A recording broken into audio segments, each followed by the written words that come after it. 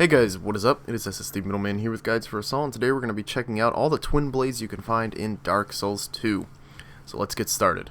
The generic twin blade you can get from Weaponsmith Ornifex. You can also find it on the ground in the Lost Bastille and the Memory of the Old Iron King, although buying it from Ornifex is probably the easiest way to get it.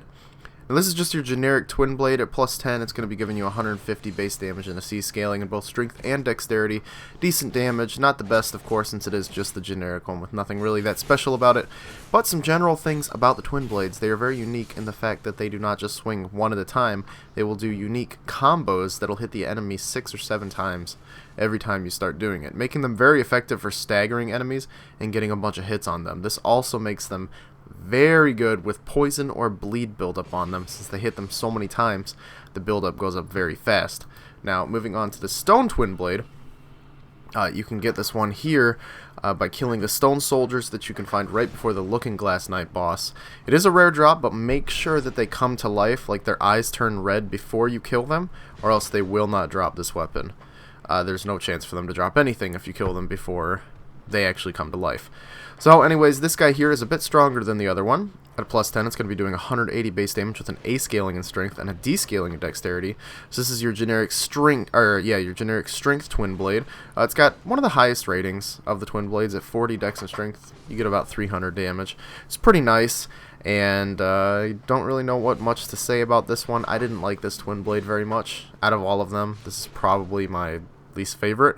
It looks really cool. It's one of the coolest looking ones, but it just really isn't that special, and it doesn't do as much damage as you'd think it would. Anyways, enough negativity. We're moving on to the Dragon Rider twin blade. Trade the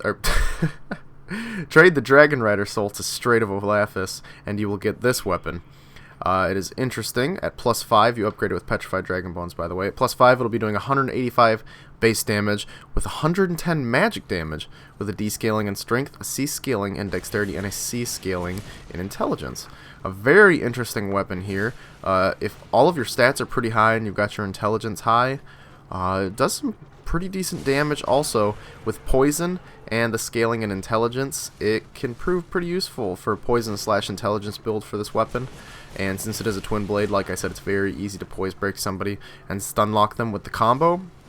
So that's what I recommend with this weapon. Probably slapping on poison and then have high intelligence as well. Anyways, moving on to the Red Iron twin blade. Probably my favorite of the twin blades to use. Now, I have another one that's my favorite just because of what the weapon does. Now, this guy right here you can find in the Shrine of Amanya.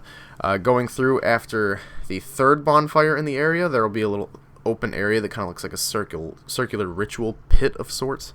In the middle of there, it'll be on the body. Look out for the guy that spawns when you go in there. He's a pain in the ass to deal with. Now, this guy right here, at plus 10, you're going to have 340 base damage with an A scaling in strength, which is awesome. So obviously, if your strength is high, you're going to be doing quite a bit of damage with this guy here. It also has a little bit of a different moveset than the other ones. If you do the two-handed light attack, you will notice that it is different than the other ones, and the poise damage on this guy is crazy. It has higher poise damage than any of the other twin blades, and you will stun lock and poise break people like crazy with this one. That's why when you go into PvP and you see someone with a twin blade, it's almost always the Red Iron twin blade. It's powerful, and it does a bunch of damage to your poise. Plus the A scaling and strength helps a lot with that. Anyways, if you're going to try out twin blades, this is the one I recommend trying out first because it looks sweet, and it is sweet. Now moving on to the curved twin blade, you can get this by getting in the Covenant of Blood and getting to rank 1 by getting 50 kills in the arena, or you can get it from Chancellor Welliger in Dringlake Castle in New Game Plus Plus for 10,000 souls. It's probably the hardest of all the twin blades to get. The only reason I got this is because I have a character on New Game Plus 3, and it's just kind of a pain in the butt. This guy here at plus 5, you upgrade it with, I want to say that this one was Twinkling Titanite. You upgrade this one to plus 5 with Twinkling Titanite. It does 170 base damage, an E scaling in strength, a B scaling in dexterity, but it will have 40 bleed damage already on the weapon, meaning that you could slap on a bleed enchantment to it, and it will be doing even more bleed buildup. Of course, you could also infuse it with poison, so that it'll have a poison bleed, which is pretty menacing. If you're playing PvP against somebody and you get hit and you see poison and bleed building up, that might freak people out a little bit. So it's a good mind game weapon, I guess you could say. The damage isn't crazy or anything, but It's a fun twin blade to use. I like it, but way too hard to get in my opinion. Way too hard to get. And now onto the last, but definitely not least of the twin blades, the Sorcerer's Twin Blade. And this is my favorite just because of the versatility of this weapon. Now, you have to have the Crown of the Ivory King DLC to get this one. The path to getting this is going to be pretty long, so just watch the video. I'll probably speed it up so it goes faster. But you continue after the second bonfire until you get to the top of a building. You have to play through the game and defeat Ava the King's Pet to unfreeze all of the chests and stuff in this area. And once you do that, go to the chests, and in the middle one, you will get the Sorcerer's Twin Blade.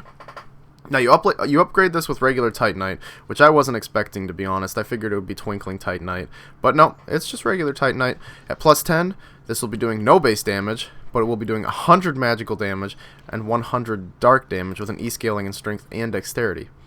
Now, you might be thinking, that kind of sucks. That's weird. Why does this thing even exist? Well, you can cast sorceries with it. Yes, that's right. You can swing your Twin Blade at somebody and then cast like Shockwave to knock them down.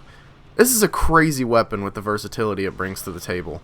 With your melee and magic attacks right there at your disposal, I find this thing really cool, and I would love to see some kind of unique PvP kills with this. I don't know if anybody's made some videos using this. I haven't really looked into it, but I feel like this thing is so cool, and there's so many things you could do with the Sorcerer's Twin Blade. Anyways, now that I'm done fanboying over it, since the R2 is for casting, obviously you can't do the Twin Blade Strong Attack with that, but if you are two-handing it, I believe, maybe you don't have to two-hand it, yeah you do, you press L2 and that will do the regular Twin Blade Strong Attack, but it doesn't have the combo. So you do sacrifice a little bit there, but you do get the casting. You could even dual wield the Sorcerer's Twin Blades, which would be very interesting for sure. Which you could also buff both of them with Crystal Magic Weapon because of the fact that you can cast with both Twin Blades. It's just crazy. It's a very unique weapon, and it is very fun to use. It's not even that hard to get. It's not like the Curved Twin Blade where you're going to have to play through the game 3 times just to get it. All you got to do is go to the Crown of the Ivory King DLC.